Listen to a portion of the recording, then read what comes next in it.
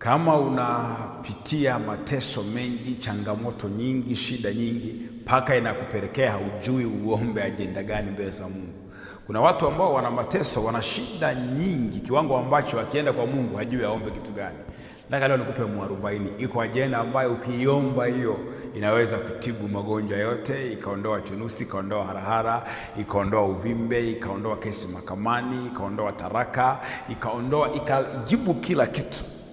Na hiyo ajenda ni moja tu, ni kuomba huruma za Mungu, huruma ya Mungu. Ukiweza kuiomba vizuri huruma ya Mungu, ni ajenda ambayo inatibu ama inaponyesha ama inajibu haja ya kila hitaji kwenye maisha ya mtu. Tuna maombi ya kuomba huruma ya Mungu kwenye huu msimu wa Kwaresima, na tunaomba saa 9 kamili alasiri.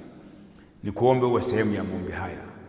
Ingia tu kwenye YouTube, andika Chakula TV. Kwenye YouTube Chakula TV, saa 9 alasiri tunaanza haya maombi, na Mungu atakubariki sana. Hii ajenda tunaenda nayo kwa muda wa siku 9. Maombi yetu ni ya siku 99. Kwenye siku 99 tumechagua siku 9 tu za kuomba huruma ya Mungu, saa 9 alasiri kila siku, na Mungu atakubariki sana. Karibu sana mtu wa Mungu, usikose tukutane kwenye YouTube yetu ya Chakula TV. Shalom, shalom. Amen.